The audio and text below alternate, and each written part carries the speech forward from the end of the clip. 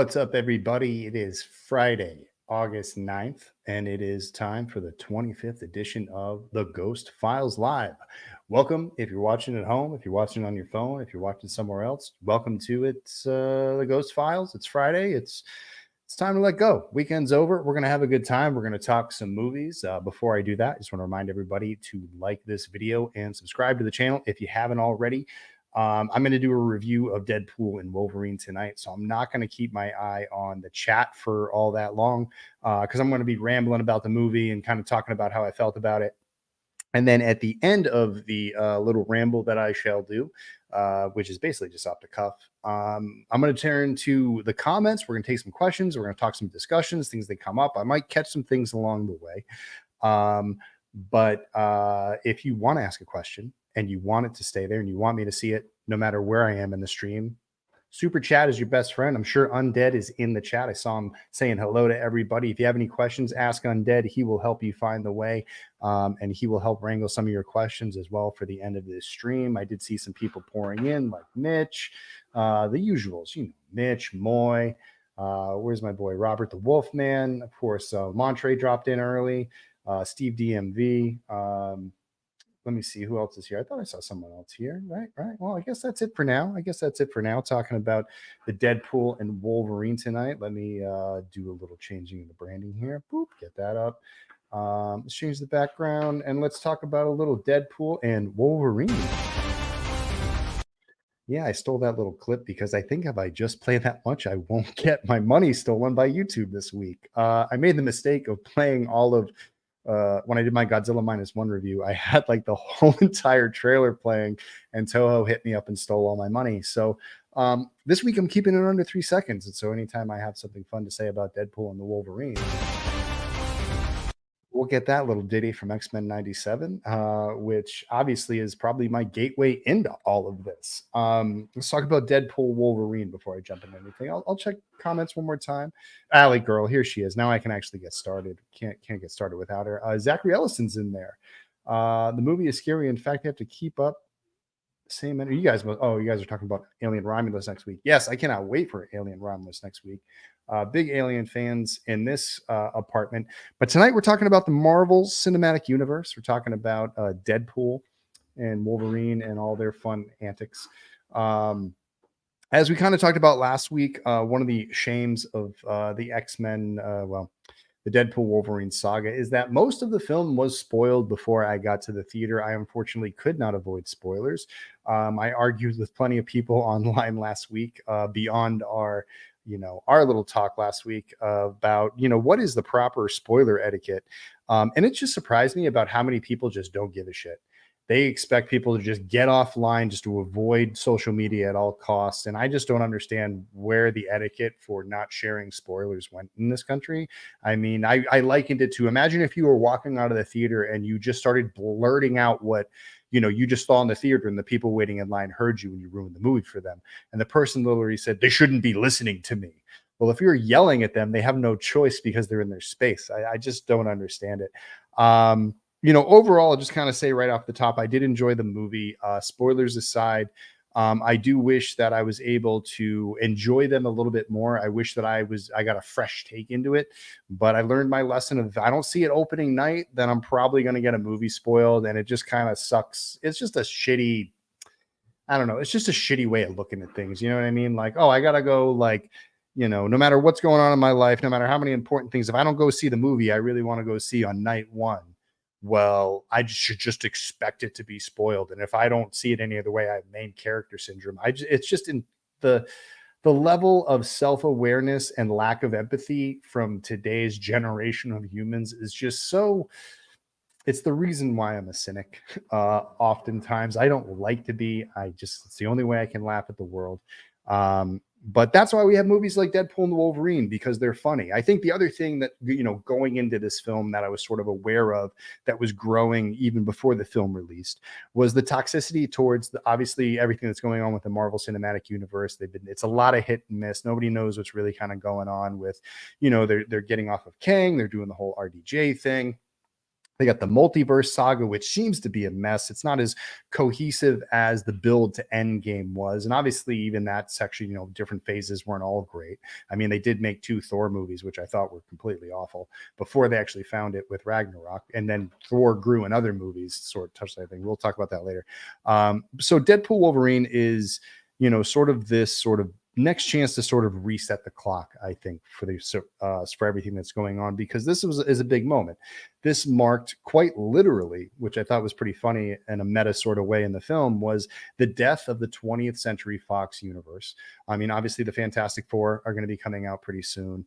The X-Men are going to be finding their way into the Marvel Cinematic Universe pretty soon. And of course, Deadpool's leaving the way as Marvel Jesus. And for those of you who have seen the film, for those of you who haven't seen the film, just a warning. I'm going to give you a courtesy that I was not given, is I'm just going to spoil the hell out of this. I mean, if you haven't seen it already, I would say the 2-week span is about sort of the buffer. I remember that's what it was for Endgame. I kept my mouth shut for 2 weeks on Endgame. I didn't tell anybody anything. I just enjoyed what I watched. I let other people enjoy it. I went on with my life. And then when it was time to talk about it, it was time to talk about it. I didn't need to rush to it. I could wait 2 weeks like I'm doing right now. I saw it this Sunday at the drive-in, the 146 Rustic Triple Theater. I saw it with that and maybe the first 25 minutes of Twisters before I was just way too tired and had to go home. But Twisters seemed fun. And so I'll probably have to catch that when it comes on to streaming. I don't think I was like really enthralled to stay and watch through that. It was just sort of getting a little too muggy out. But yes, Marvel's taking a big swing with this, with taking over Fox, bringing over these characters. And, Deadpool versus Wolverine is sort of a big meta goodbye to the 20th Century Fox universe. It's for anyone who hasn't seen the film yet, it's basically like an episode of Loki. It heavily involves the TVA, which is pruning the 20th Century Fox timeline essentially from the Ultimate Universe to save the sacred timeline, which is 616. And so in order to help sustain the healthiness of 616, timelines that have lost their anchor being, which is a being in which the entire universe is sort of centered around. And when that character dies, that timeline slowly dies, and it takes thousands of years, but somebody wants to prune it a little bit earlier. And Deadpool is invited to this ticket off of this island to go join the main cinematic universe and join the other Avengers and possibly become an Avenger. And Deadpool's mission in this film is to become an adventurer. He wants an Avenger. He wants to become something more than what he has been. He's finally starting to see that all of his antics and all of these things aren't adding up to much. He wants to, basically like in every other movie that he does, he wants to impress his girlfriend and do something for her. So he's trying to be noble. He gets denied going into the Avengers, and he's sort of sulking through life. And then lo and behold, the TVA shows up. They allow him passage into 616 and to allow him to carry on for his universe and be the only person who survives, and everyone else is going to get pruned. And instead of letting all of his friends get pruned, he tries to go back to save them. And what he needs to do is find a Wolverine to replace the Wolverine that died in his anchor universe. So who was that Wolverine who died? Well, it was the Wolverine from Logan. As anyone who saw that film, James Mangold, brilliant film, probably the best comic book movie ever.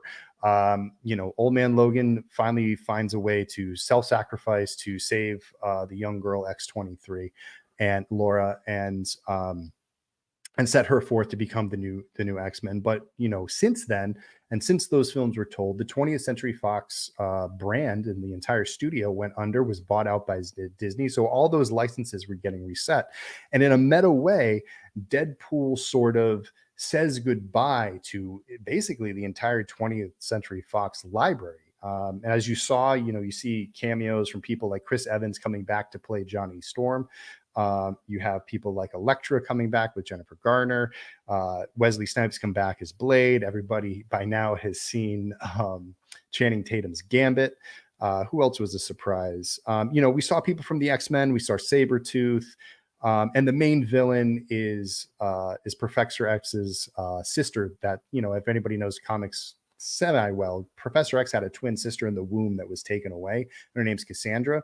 And so anyway, in the process of trying to save everyone in his universe, the TVA sends Wolverine and Deadpool to the wastelands, and they prune them, so they get pruned and go to the wastelands like they did in the episodes of Loki, I think season one. And they have to escape the wasteland. So most of the film is set in that universe. They're not on any of the multiverses. They're in a limbo between all universes, as the TVA is getting set to prune the 20th Century Fox universe. A lot of the characters from the 20th Century Fox years sort of come back to sort of fight and save, to escape that timeline and save their timeline by getting Wolverine back to it. And yeah, what ends up happening in between is like two different things. Obviously, this is a comedy, it's a satire, it's meta. You have Deadpool talking to the audience the entire time and sort of explaining what's going on, cracking lots of jokes, even at Marvel's expense, to say things that aren't working. Like, one of my favorite parts is when he's talking about the multiverse not working, and even like Nice Pool is like giving the thumbs down for the latest installments in the background. And they just seem to be very nice. It was a nice breath of fresh air to even Marvel to recognize that not everything's been going great lately. The stories seem to be going all over the place. They have a PR nightmare with the whole Kang thing and shifting over to RDJ and doing all of these things, which, it was nice to just sit back, and instead of, going in wondering how the MCU is going to fix sort of the seriousness of what's going on, that they actually just took time to sort of make fun of it and sort of reset it at the same time. As always, Ryan Reynolds does a great job as Deadpool. He's obviously the lifeblood of that character when it comes to him being in live action. It's been his baby for a long time. He does it just so well. I mean, nobody can do it as good as Ryan Reynolds does. And obviously the same thing with Hugh Jackman coming back and, playing Wolverine one last time. And I think making it earned. Wolverine, ended that character in such a beautiful way that you don't really want to mess that up. And obviously, like, Deadpool shits all over that. There's a scene where Deadpool actually digs up Logan from the movie, and he's nothing but an adamantium skeleton. And then he manages to murder a bunch of TVA agents, which is actually the opening credits of the film. During that sort of, twist, while he's looking for different Logans through dimensions, that's when you meet the Henry Cavill Wolverine, which I hope they end up, hiring him to be the Wolverine for the new MCU. I think that would be such a big FU to DC. And I think he would do a good job. I think he would carry on very much, what, Hugh Jackman set up for that character. I think that Cavill's one of the perfect people to sort of carry the torch there. They jumped through a few other things too. We saw, from a couple of famous X-Men kind of covers. We had a midget. We had a 5'3" comic accurate Logan. And so it was just fun to sort of jump around. And that's where a lot of the, I would say, spoilers came in. And even though they didn't spoil things that really had to do with the story of the film, it was just like, I couldn't help but think like, I wish I didn't see this. I wish I could have experienced this, for the first time right now, because I would have been laughing harder. I would have been having a better time. I would have been in a sense of awe every time they brought a new character out and sort of, kind of just brought, rolled out these people. It would have been really, really nice. Overall, picking back up with the story, stuck in the wastelands, they run into Johnny Storm, they learn about Cassandra, and now Cassandra has been sent here, and she's sort of the benevolent ruler of this multi-dimensional kind of wasteland. And she loves it there. She controls everything there. She's able to, she feeds people to that big, sky dog, or whatever the hell that thing is. And just basically, runs court, and all these people who have been pruned from different universes are there, and she rules over them and commands them and sort of collects people as her own personal kind of toys. Wolverine and Deadpool are able to sort of escape her clutches at some point and go on an adventure to go find other people. And that's where they run into Gambit and Elektra and Blade and Laura, X-23. So the actual X-23 from Logan is in this universe. And that's what I really thought was nice, was that they really were saying that, like, the 20th Century Fox brand, had spent decades putting all of these characters, together in these different, for better or worse. Like the Fantastic Four movies weren't great. A lot of the X-Men movies weren't great. Obviously, Elektra didn't do that great, and there would be no Marvel without Blade. I think it was a good smattering of people to bring back. There was nice, everyone was sort of self-referential and all that stuff. Oh, you guys are getting commercials out there. Yeah, sorry, I can't control it. It just sort of works that way when I turn them on, or I have to place them myself. But anyway, what was I saying? So So they're a little self-referential, and it's referential. There we go. And so there's nice, lovely moments, but I thought that there was a nice heart to the movie. I thought that the real heart of the movie is Hugh Jackman. I think he carries the emotional arc. His Wolverine, you basically learn that instead of staying at home one night to protect the X-Men, he went out drinking. And by the time he came back, he found that the entire Academy and all the X-Men were killed by humans, probably Sentinels and stuff like that. Sorry for that guy. And he just feels like a piece of shit. And so he's going through life just basically sabotaging his life and thinking he's worthless. And it takes this adventure to go on to realize that he's worth something and life is worth living for. He has some great lines in the movie where he realizes that, like, you find out the reason why he wears the suit, because he hates the suit, is because it makes him feel like an X-Man, and that he took that for granted, and that he was a hero and he should have been a hero. And he failed to live up to that. So now he's going to live that. It's his reminder for the rest of his life that he should have been a hero. And Deadpool gives him the chance to sort of relive that dream. Lo and behold, it's a comic book movie. You know what I mean? Like they fight the big bad guy, they end up winning. They make the self-sacrifice, but by working together, it's not really a sacrifice. And the 20th century timeline gets to live on. It will eventually die out thousands of years later, but it's not going to get pruned. And we find out that there may be a future for Deadpool later on in 616. So it overall, I mean, it didn't do much to push the ball forward for the MCU, but it was an entertaining film. I found a lot of the jokes to be really, really funny. Meeting all the different Deadpools was pretty interesting. I thought they had some really good fight. I mean, the fight scenes are really what I think set the film apart. The fight scenes were really engaging. They were really funny. They were brutal. It was actually just really funny watching Deadpool and Wolverine basically beat the shit out of each other for most of the movie, because Wolverine hates Deadpool with a passion. So by the time they get to the scenes with Wolverine getting to fight like 50 Deadpools, he's like, I get to fight all these assholes. Great. And he just takes out his rage. It was really, really funny. And I really sort of just enjoyed that. I thought that moments were earned. I thought that the characters that came back got a nice send off. I think it was especially nice for Channing Tatum to sort of get a chance to redeem himself as Gambit. Although I gotta say, as funny as the Cajun accent that he does is, I mean, am I the only one who thinks it's like awful? Like, it's a really bad Cajun accent. He doesn't sound anything like Gambit. He just sounds like Channing Tatum from 22 Jump Street doing like his "my name is yeah," but for like Cajun. And it just made me laugh even more, because I felt like to one degree, I sort of had like an executive in the back of my head go, no wonder why this movie never got made.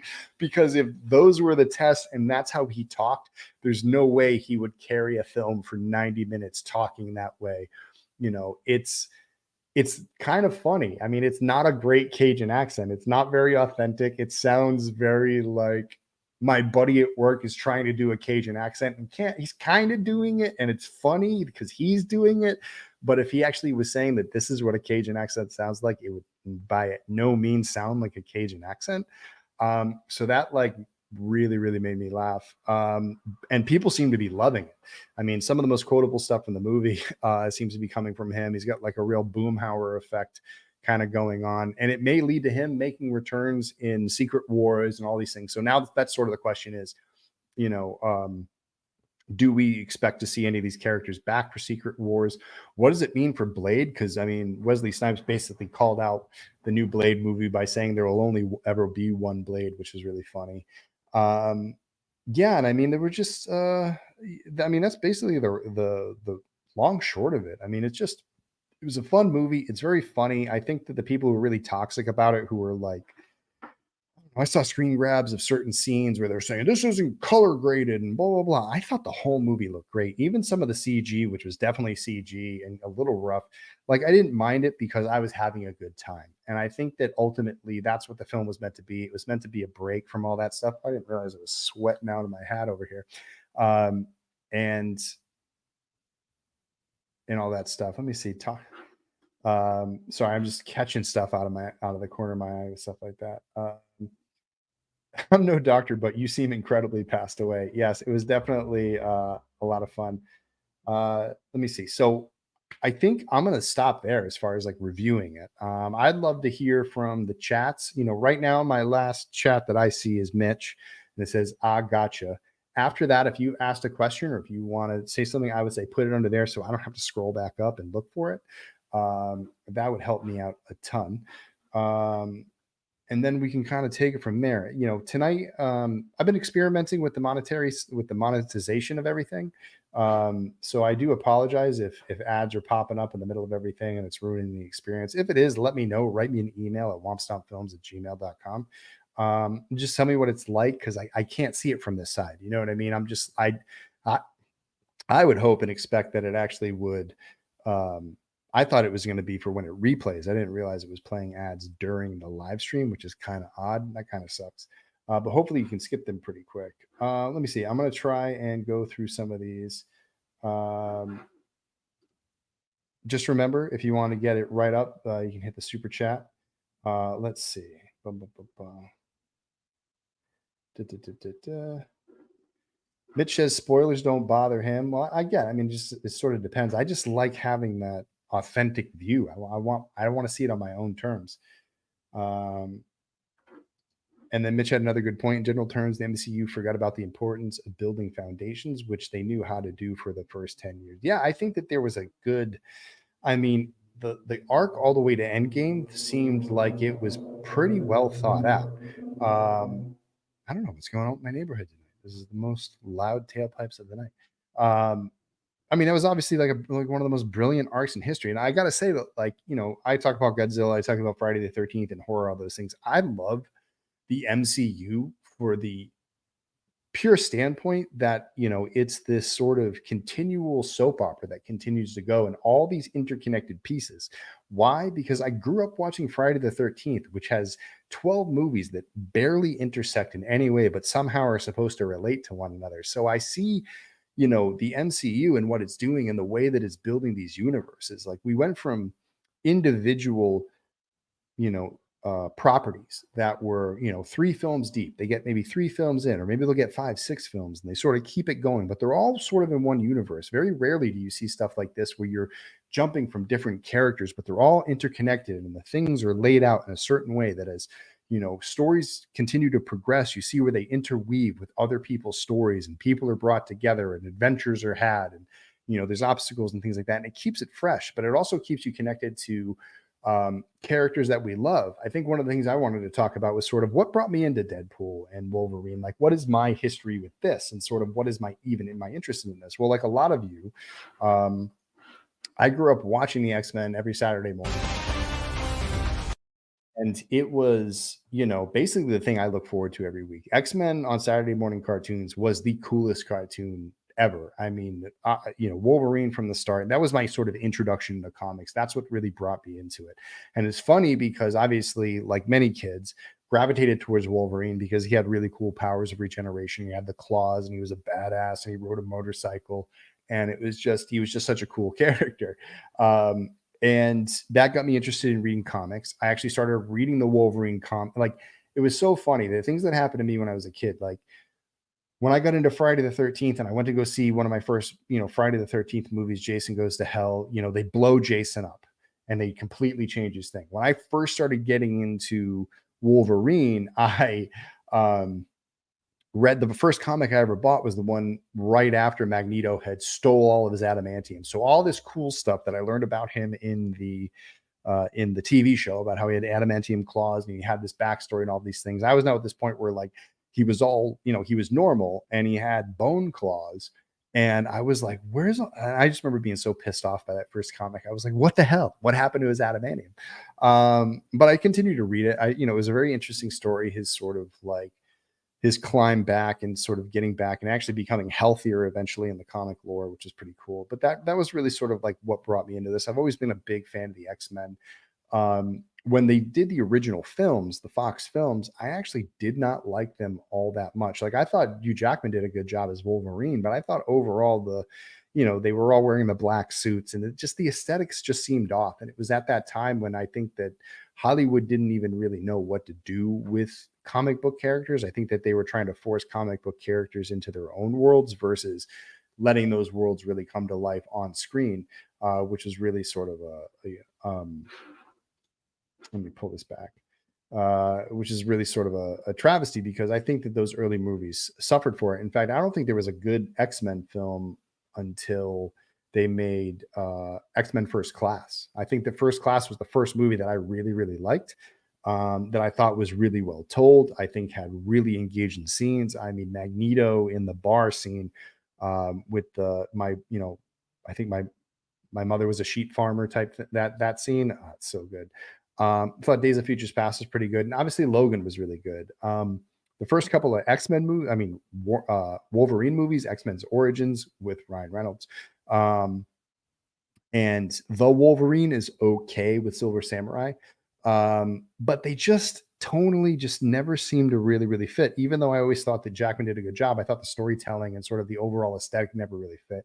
So I think that this was really nice because we finally got to see Wolverine how we wanted to see him for a very very long time. You know, it was very cathartic. I would say that this is a Deadpool and Wolverine is sort of like an equivalent of what I was trying to achieve with Never Hike Alone 2 and saying that, like, you know, this is what fans have really wanted out of this character. And so I'm gonna give it to him. I feel like that's what Sean Levy and Ryan Reynolds did here. And even Hugh Jackman, like coming together on this and saying, all right, you guys want to see this. This is how you want to see the Wolverine. You never got a chance to see him like this. I thought that was a very noble thing to do. I think it was a lot of fan service, but I think the fans deserved it because we've been waiting a long time for. I've been waiting a long time. Let me see. Blah, blah, blah. Let me see. What's this? Ooh, I'm not hearing many people talk about them living in Ant Man's helmet and costume corpse. Yeah, but that was something that was in the trailer. And I think that we've accepted that there's a multiverse and that there could be many ant men, giant men. And I thought it was a good moment, oh, Paul Rudd finally aged. And plus, and this is also a reference to the Old Man Logan comic, which had something like that, but I think it was Hank Pym. It wasn't his character. Let me see. Mitch Ripper, straight from the comic, so it's kind of a spoiler and known before the movie ever happened. That's correct. Let me see. I think that could have been the Westchester incident that Logan found the dead X-Men. That's true. You guys are just. I love number 2. Why we were Wade and Happy referring to Tony as being alive because Wade asked when he would arrive to the meeting. And the number 2, why the fuck was Thor crying? Yeah, so they do have that little throwaway to, like, in the future at some point, Thor is going to be holding Deadpool, which I thought that was going to happen in the film. I thought they were going to bring that there. So now there's sort of this lingering, okay, so how does Deadpool tie into the bigger narrative, which is most likely Secret Wars whenever he gets pulled to that, multiverse where everyone has to battle it out for their own, which multiverses are going to stay alive. And that's what I'm saying. Like Allie, after all the spoilers, just sort of like, why am I going to go see it now? I saw Longlegs in the theaters a few days ago in theaters, and my life was forever changed. Well, that's good, Max. I'm glad you had a life-changing experience. Well, thank you, Allie. I hope Hugh Jackman continues the role for several more movies. He's so good, just so good. Thanks, Ben. That's a good comment. I have a feeling he's at the end of the movie basically used just like, you should come back. Ryan says you should come back for more, and Hugh basically says, no, I'm good. I think he's done with the character. He's 50 something years old. To get in that type of shape, that is something else for that. I'm sure that's hard on his body. But it was, he looked great. I'll tell you that. He looked like Wolverine. That's for sure. Let me see. I really wonder why no one has mentioned Wade and the happy references to Tony as alive. It's just weird to me. Well, I think that was actually a really funny scene, and the fact that, like, we all know that Tony's dead, I think, and nobody tells him, which is pretty funny. She makes it on time. Thank you, Mardina. Welcome. Sorry, I was in my way. I tried to send a super chat and it froze up. Well, I'm just gonna have to tell YouTube that it's kind of bumming me out. Yeah, so has anyone else seen Deadpool and Wolverine, or am I just going to start talking about some here we go, helping out the chat. Thank you, Undead. I really appreciate that. Another super chat for the week, really getting the ball rolling. If anybody has any questions, you can ask anything. We don't have to talk about Deadpool or Wolverine. I just wanted to talk about my experience there and sort of what I thought about it. And I'm looking forward to seeing what they do with the rest of it, and see where the rest of this multiverse stuff goes. It's a little bit off kilter at the moment, in my opinion, but hopefully that they can pull it back around just for the sake of seeing fun stuff in the cinema. I still like superhero stuff. I do like that continued storyline of it all. So we'll see. I believe that scene with Wade and Happy was 6 years ago, so that would have been 2018. So shortly before the events. Oh, okay, so that makes sense. Max hasn't seen Deadpool and Wolverine. Well, don't watch the previous. I just spoiled like the whole thing for you, buddy. So definitely don't go back and watch anything if you haven't. Oh, it's before Infinity War. I didn't get that they were just not telling him. I'm slow and thought it might be a hint towards the whole Doctor Doom story. Oh, no, I just think that they just didn't take him seriously, so they weren't going to bring in Tony. You know what I mean? As a reminder, anyone who is in the southern New England area or northeast area, this Sunday I will be at Battleground Z. In fact, you know what? Hang on a second. I have an idea. I think, if I'm correct, and I know what I'm doing. Oh, he is. He's a smart guy. All right, everybody. Hang on a second. Let me do this. Just waiting for this to upload. Give me a moment.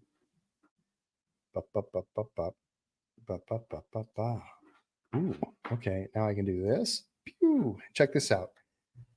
This Sunday, August 11th at Battleground Z in Lincoln, Rhode Island, 100 Higgins Ave, from 12 to 6. We got the Dark Arts Festival. I'm going to be there. I'm going to have a booth. I'm going to be signing autographs. I got 8x10s. I got Blu-rays. I got pins. I got posters. I got some other things I'm going to show you once I go back and big live. At 4:30, we're going to be doing a screening of Never Hike Alone 2. I'm going to stay after for a Q&A. Anyone who wants to come and say hello and just wants to hang out, you're definitely more than welcome to. I'm just going to be hanging out all day. And then, obviously it's from 12 to 6. Battleground Z is really cool. They have laser tag and an arcade. And we had a really good time there last year. I'm very, very happy to be back. I'm going to do this. So one of the things I wanted to show you guys. And Allie, I don't know. No, Allie's not here. My other Allison, who's a big fan. I don't know if I've ever showed you guys this before, but these are also available. The vinyls. These are the Never Hike Alone 1 vinyls. This is the blood red version. There we go. Boom. So this one's really nice. This one's blood red edition. And then I have another special edition, which is the Campfire Smoke. So this is the entire first film. I've been talking to Sean Wheeler of Scare Flare Records about Never Hike in the Snow and Never Hike Alone 2, which all, if you didn't know, all of our soundtracks are available now on Spotify. Look up Ryan Perez Dapple. You'll be able to find that. They're also available on our YouTube if you just want to listen to them at work. We have some ads running on them. They help us raise money. So definitely check those out. So we did that. And of course, the artwork for this, for both editions, is done by a good friend of mine, Adam Michaels, who played Gino in Never Hike Alone 2. He is also a fantastic artist. If you ever see him, Adam's Art Box on social media. This is one of my favorite logos. One of our pins looks like this. But if you want one of these, I have about 20 left. If you email me at wompstompfilms@gmail.com, I'm selling them for $50 a piece through mail. And if you see me at the booth on Sunday, I'm discounting and they're $40 a piece. So if you want to get one, I only have 20 left. They have sold out everywhere else. There was only a limited print. And we should, I have a handful that I'm going to hang on to. There's also a couple of test prints, that we have that we may auction off down the line. But yeah, Allie got her soundtrack. I'm going to be sending that to her later this week. Let me see. I think Charles. home. Look at this. But I would be planting seeds in the Myers story and follow up on the other films. Wait, no, I clicked on the wrong thing. Was this it? There's a drive-in about an hour away, the closest theater. They were going to play Deadpool and Wolverine, but a tornado tore up the screen. You really can't have any fun in rural Midwest. Well, it'd be funny if they were going to go see Twisters. But yeah, I mean, that's definitely dangerous out there. I can't imagine, being a drive-in in the Midwest, I'm sure um, is not a lot of fun. Oh my God. What a wonderful question. Thoughts on Morbius? Holy shit. You want Morbius is so bad. Are Blu-ray steelbooks for NHL still available? They were never available, but I am looking into them. Cecil had some made for Dylan's New Nightmare, which looked really, really great. And so I'm going to look at doing some for the next campaign. Let's talk about Morbius. Wow, Morbius. Morbius is fun because me and my brothers make fun of it all the time. We have a bunch of inside jokes now because of that movie. We always say, like, when somebody's being a downer, we call them a Milo. Like, don't go be a Milo now. Like, those movies are so bad. I can't even understand how Sony's getting those things approved at this point. They're so far off base with every single thing that they put into the Marvel world. It's like they're like unsupervised and by people who have never seen Marvel movies before. And the rewriting of sort of all of these origin stories, which are way off base and don't make any sense and don't add anything to the characters, in fact, diminish them in a lot of different ways, have been completely wackadoo. Moy. Yeah, I can imagine watching Twisters and then you're like, wow, these effects are really good. Well, damn, they really put up the special effects going great now. That's my Southern draw accent right there. Yes, Dark Arts Festival this Sunday. Why was Thor crying? I wanted to go back and watch that scene only because I wonder if they took a shot from one of the other movies and just comped Deadpool in on the other side. Because in the moment I was like, whoa, that's new footage. What is that? And then I wonder if they were just reusing old footage. Hey, Mitch has got a question. Assuming the Halloween franchise gets rebooted, which I believe they're doing a TV show now, and they veer towards an anthology, do you think that the Myers and Haddonfield need to serve as an anchor to maintain fan interest? Yes. If they don't have Myers in it, they are going to struggle. This whole everybody loves Halloween 3 trend now, I know it works for the horror nerds, but for the people out there who aren't horror nerds like that, they're not going to be able to sustain people with that other stuff. It's going to have to deal with Myers and Haddonfield and different stories. And I don't know. It's going to be interesting. I think that it's going to be interesting to see what they do with Myers and how it relates to other people. Because it's really tough to sort of sell that world. They were going to try and, oh, you didn't like that? You don't like my accent? Morbius so bad my computer won't let me say that. To this, that The Wizard of Oz, but it's a horror film in which Dorothy and crew hunt and slasher follow the yellow brick road.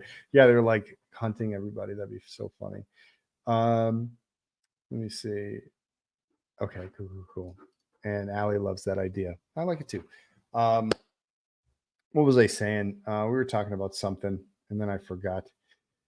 Sometimes my brain does that when you have ADHD, but we're just gonna let me see. I hope to see KY answer to that question will literally, I don't even know what you guys are saying anymore. Sure do like your accent. I used to do a killer Forrest Gump accent when I was a kid. My grandfather would always make me do it. In fact, he made me do it on TV once. It was pretty funny. I got interviewed for something, and he like wrote in and he was like, make him do the accent. And I was like, God damn it. It really put me on the thing.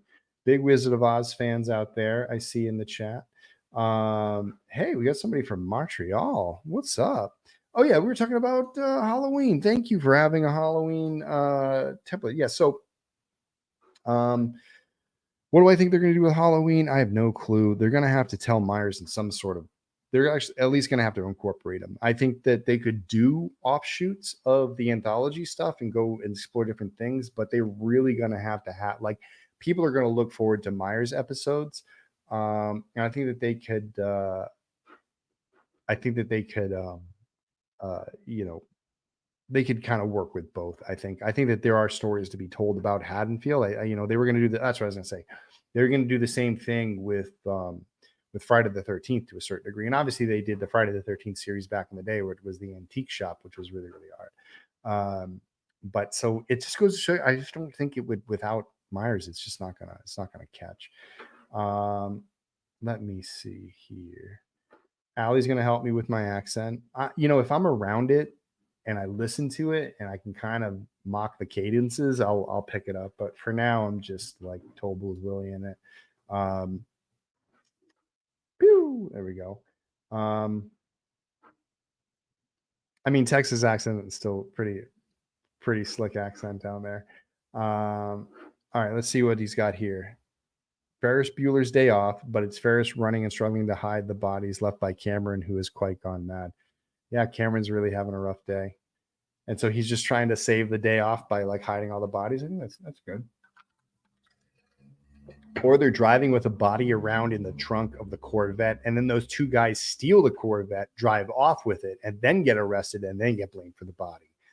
That'd be something pretty funny. And aren't they doing a movie about the two guys that steal the red car? I think that's happening.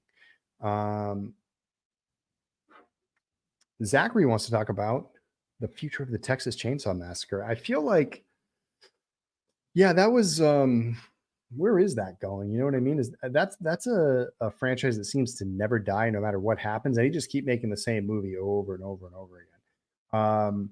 I loved the first Crawl. They're making a second Crawl. I think that Crawl is one of the most underrated. Alex Aja did that, or Asia.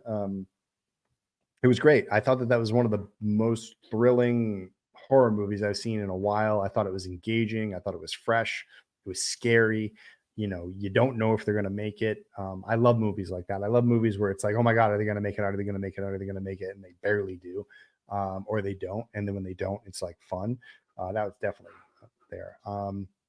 Question: would we ever see Ghost Jason play hockey? Yes and no, and I'll leave it there. Friday the 13th series was so good. My favorite episode was the one about Mortician's aspirator that could bring people back from the dead. I have the entire collection on DVD, and I have to go back and watch them because I didn't have it growing up as a kid. I don't even know where to watch it, and I never sat down to watch the entire series. But I think I have a DVD player now, so now I can go back and watch them. So I got to definitely check them out. It definitely seems like Texas Chainsaw Massacre never has the legs that it should have. But I mean, like, what legs should it have? I mean, once you sort of get past the original Texas Chainsaw, where does the story go? It's like, the family gets found out and then they're on the run. And so that's when you get 2. But 2 was such a comical sort of, side venture from where the first one was. It's interesting. Like, you've seen it go all over the place. You've seen young Leatherface. You've seen old Leatherface. Maybe Leatherface starts moving around. Leatherface in jail, Leatherface in Manhattan, Leatherface on the West Coast. I mean, let's just see what we can get out of Leatherface. And I guess it's no longer the Texas Chainsaw Massacre, but maybe we start doing other states. Maybe we do the Ohio Chainsaw Massacre. Maybe we go to the Saskatchewan Chainsaw Massacre. Who knows? We go international with it. I think it needs consistency in writing, but again, I think it's the same thing. They always make the same movie. Max is just shoot him out tonight. Thoughts on the Wolfman 2010 remake? I've tried to watch that movie so many times. I fall asleep every single. There are just some movies. I don't know what it is. It could be the middle of the day. The sun could be shining on my face. I get 10 minutes in and I just go, and that movie just does it to me. It's like a sleeping pill. That's the same thing with Dune. Both Dune movies, I struggle to stay awake. I think it's just like what's the thing when the ASMR? It's just like it just puts me to sleep. It's like white noise. Objectively, there hasn't been a bad Texas Chainsaw movie though, even though they're the same one. I don't know, that one where he said, "Do your thing, cuz," was pretty bad. Um, of course, Allie loves Crawl too. That's really great. Which NHL team would Jason play for? I was going to say the New Jersey Devils. He'd play for the Jersey Devils. And I think that, or he'd play for the Red Wings because that's what his mask was. There. Blah, blah, blah, blah. It would be fun to incorporate Louis Vendretti into the NHL universe somehow. Mitch, you're going to have to tell me who that is. Louis Vendretti. Leave it in the comments. Ba, ba, ba, ba. I will just say it's loose and fast and loose the way I'm playing with it, but there's sort of a way that it kind of happens. Did I see My Soul to Take by Wes Craven? That's what I need to do. Look, Zach, My Soul to Take. I'm gonna have to watch it this week. It's gonna be my homework. I'll tell you what I did watch this week for the first time. Sam Raimi's The Quick and the Dead. I'm sure you all have been seeing it on Netflix, just popping up, just sitting there, being like, "Watch me." Sharon Stone, young Leonardo. Like, let me tell you something about this. The cast in that movie. Holy shit! Sharon Stone, Gene Hackman, Russell Crowe, Lance Hendrickson, Tobin Bell's in it. Keith David. Yeah, I said Sharon Stone. Oh, and Gary Sinise. That was a fun movie. You know, Sam Raimi is when it comes to directing, like he is a cartoon. Like he makes cartoon movies is what he does in live action. The way he just flings the camera around, like he did those crazy snap zooms, and like I'm sitting there watching a Western wondering why he's got this thing in 1.85. And it's the way he kind of flings the camera around. I don't know if that would have worked in scope. Like The Quick and the Dead is like a true like I kept thinking about it during the movie of like, all right, when they wrote this script, I don't think they had Sam Raimi in mind to direct it because everything seems so serious. And the way he directs sort of like makes everything not serious. It makes it so arch. It feels like you're watching an episode of like Rocky and Bullwinkle, and it's just zany, fun craziness, over the top everything. And it's a funny because I think that it helped it in some way, because if someone tried to make the movie seriously, it might not have worked as well. Although if that was directed by, say, I don't know, somebody else who was just a little bit, if it was directed by Sergio Leone, I think that would have been one of the greatest Westerns I've ever watched. I think the concept of a town that's been overtaken by outlaws, that has no law, that they can just basically set up this tournament for people to do quick draw, is kind of a cool concept. And it was just funny that it's just such a goofy movie. And it's sort of, I loved it because it was Sam Raimi, but at the same time, I was like, I want to see this like legit. I want to see this as a full scope Tarantino Western. You know what I mean? That's what I wish. I wish Tarantino directed that movie. That would have been The Quick and the Dead by Quentin Tarantino. I think would be something to behold, because everything that Raimi is doing in that movie, sort of Tarantino does in Kill Bill a lot better, and a lot more on theme, into a better aesthetic. And I think that Raimi's just really like kind of just being goofy. It's like goofy Army of the Dead, or Army of the Dead type kind of style. So it was kind of fun. That's what it is, right? I don't know. I may be saying it wrong. Oh, Army of Darkness. Sorry, I got Zack Snyder on the brain. That's the other thing I'm going to watch this week. I'm going to watch Zack Snyder's 4-hour Rebel Moon epic. I watched the non-director's cut of the first installment however many months ago, and that was god awful. I could barely make it through it. So I'm interested to see what he does with this, and to see if he can expand it out. It's going to be a tough sell for me, and depending on how that goes, will I watch the second one? I don't know. We all miss Wes Craven. I really think that Wes Craven is definitely one of the people I will always regret not being able to meet and being able to sort of learn from, in the sense of, even if I got to sit with him one time at a convention and just cross path and sit down and say, tell me something, tell me a story. And in that story, I'm sure I would have learned a lot more um, than I ever could have bargained for. Zach is all about my soul to take. I'm gonna make it happen this week. Let's see. Here we go. Zach, I feel like they should do a Friday the 13th game that's a lot like The Quarry, where it's an interactive story. We talked about this a few weeks when I had Jason Parker and James Sweet on. And I mentioned something pretty similar that would be nice. I think if they're going to do another game, we had the multiplayer thing. I think the Dead by Daylight has basically taken over that world. If I'm not mistaken, the Texas Chainsaw game is like falling off the map, which is, kind of sad. I do cheer on Gun and everything that they're doing over there. I tried playing the Texas Chainsaw game. I did not have a lot of fun. I just didn't know what I was doing. I kind of got stuck I kept getting stuck in different places and I didn't know what to do or where to go. I always felt like I had to hide because they were always kind of listening for me or whatever.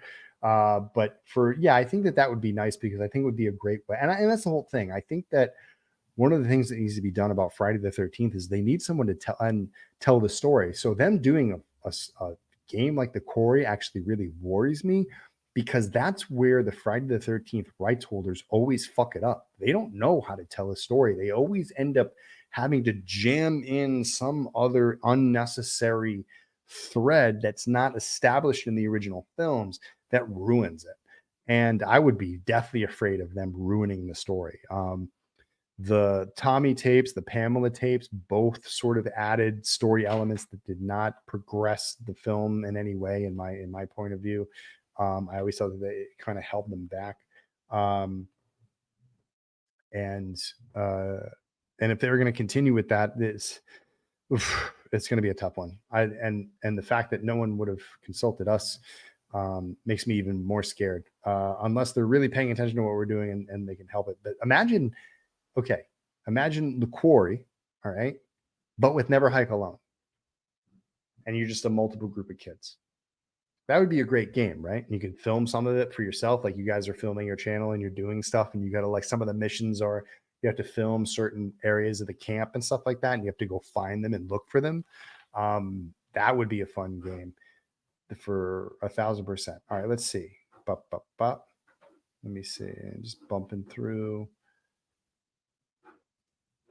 I'm determined. I just don't enjoy Snyder movies. He's got his audience. That's great, but I'm not it. Yeah, no, I think that's definitely there. I do like Snyder films. Like I really like The Watchmen. I love Dawn of the Dead. I did like his Justice League. I do like Batman versus Superman. I'm not a big fan of Man of Steel. Not a big fan of that Sucker. Not a big fan of Sucker Punch. Not a big fan of Rebel Moon so far. No, Dave has not shared anything with me yet. I haven't bothered him for it, but I am probably going to take the It's Me Billy Chapter 2 trailer and put it on the VHS for Never Hike Alone 2. That will be one of the ones making the thing. I hope Kane does the motion capture for the game again as Jason. Me too. He's definitely got it down now. The new Jason universe absolutely terrifies me. I would be lying if I said that it wasn't either. It definitely gives me pause. I think that there are a lot of questionable decisions that have already been made. I think part of this questionable decisions is that some decisions haven't been made, some things haven't been announced, and they're just sitting on IP and they don't know what to do with it. I think that is it's a big issue. Let's see. What did they say? The pillars of horror cinema for me are George A. Romero, Lucio Fulci, Dario Argento, Wes Craven, Clive Barker, and Stephen King. It's a very good list.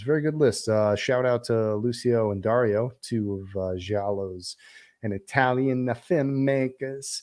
Some of the staples right there, making beautiful films. Wes Craven, obviously, Clive Barker, George A. Romero, Stephen King.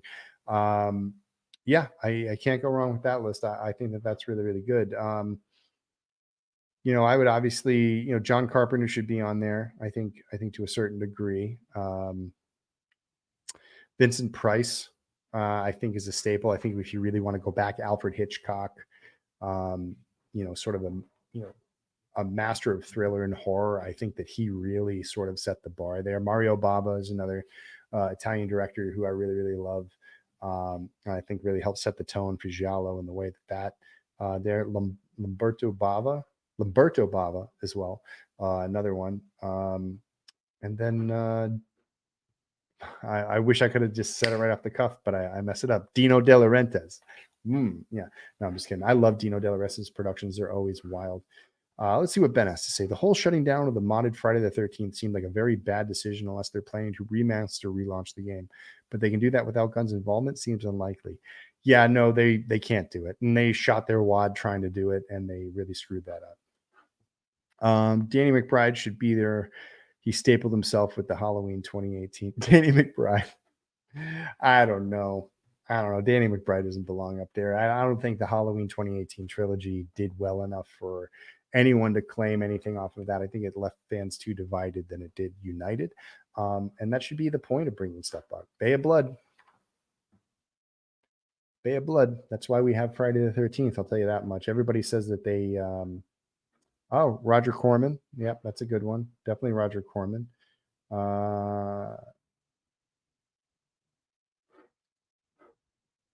Your Louis Vendretti answer is above Zachariah's post about the Friday the 13th accordion. Okay, cool.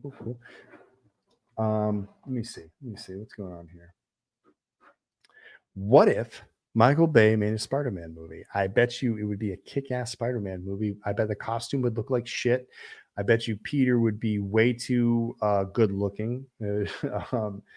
And Mary Jane would be way too hot. And the action would be ridiculous. What villain would he do? Man, I bet he would do a good Rhino because that would be a chance to flip a lot of cars. He would do some really cool shit. Michael Bay, I mean, for as much as a dick that he is to people, the man knows how to shoot a film. And he knows what to do with camera. He's pretty fearless. In fact, I heard some stories behind the ambulance thing. I mean, they went nuts on that. I was picking up camera equipment once, and the guy who was there worked with. No, I was at an effects shop, and the effects people were the ones who worked on ambulance, and they were telling crazy stories about like they were just like driving like crazy on that movie. They Live is just as relevant today as it was in the 80s. Michael Myers' theme is my ringtone. They Live is definitely one of the most relevant films of all time, and to this day, I mean, I want to see a remake of They Live with social media involved. I mean, if there wasn't, oh my god, if there was anything that could relate and get people to think beyond their fucking phones for like 2 minutes, a remake of They Live done well, done with social media in mind, would be fantastically interesting and entertaining, and we would all get to laugh at ourselves a lot. Let me see. The fact that Danny is a comedy actor and always been as accomplished as what they created. Yeah, I mean, I do give them credit for what they did. And I think that it's cool when comedy and horror really cross over, because I think they're definitely shades of the same side of the coin. They're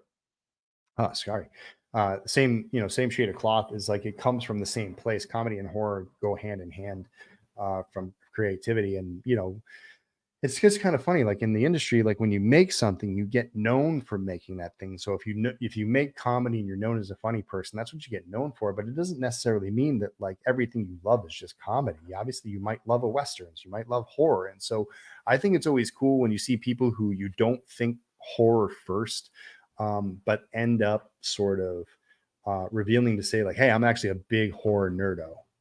I always think that that's really, really great. There are quite a few people who kind of like Sydney Sweeney lately seems to be a big fan of horror and has really kind of championed that, doing Immaculate. So anytime you find out that people are doing that, that's really cool. Shout out to Peter Jackson from Undid One. Yes, if we jump Peter knows horror very, very well, obviously. And let me see. Oh, every time I click on something, it moves. It's true. For Alfred Hitchcock, the master of the thrill and the time of the golden age in Hollywood. Yeah, I mean, anytime I really want to go back and think about how to shoot a movie, I go back and I watch a Hitchcock movie, because he is like the master of blocking, and his limitations for what he had to work with in the 50s, with as far as like the cameras were huge and bulky, and they could only do so much, and cranes could only go so far, and they really had to they had to be clever with map paintings and camera moves and things like that. And it's very simple. Hitchcock works so well with simplicity and then making it so simple that it's seamless, but it's not boring. There's a scene in, I think, Dial M for Murder, uh, where it was just everything in the camera movement was blocking it. It was just one shot following one character, but every time the character sat or stood or moved, the framing always went into like a really, really cool place. So I love Hitchcock for that. Um, and I love just studying his stuff. Um, Remake of When a Stranger Calls would be perfect since everyone is on their phones. Well, remake of The Stranger's Call, if I'm not mistaken, sort of with Scream. I mean, Scream was sort of the, you know, um, the graduated sort of elevated idea behind When a Stranger Calls, which I thought was really, really cool. I think now we'll see what they do with Scream 7. I mean, I really haven't paid that much attention to Scream in the last few years to really kind of connect it to social media and cell phones and things like that to see it from that perspective. But I think, I think if it was more of an isolated incident of one person dealing with, a phone call and somebody tracing them and tracing their phone, that would actually be really, really interesting. Oh, Rope is so good. Rope is so good. I love Rope. I love Rope. I love Lamp. Um, Everyone's just saying the good things that was good. When a stranger texts, yeah, that's great. All right, everybody, it's coming up. Well, we just crossed that hour threshold. I'm sort of keeping it there for the night. I'm going to start signing off right when we got a decent amount of people, and there are about 20 people in the stream, which is really, really nice. I really appreciate everyone for stopping by tonight, listening to my thoughts on Deadpool and Wolverine. Just a reminder, check me out on this Sunday at Battleground Z for the Dark Arts Festival. Thank you for the Horror Depot for presenting that. We're going to collab with them and show a screening of Never Hike Alone 2 at 4:30 in the main screening room.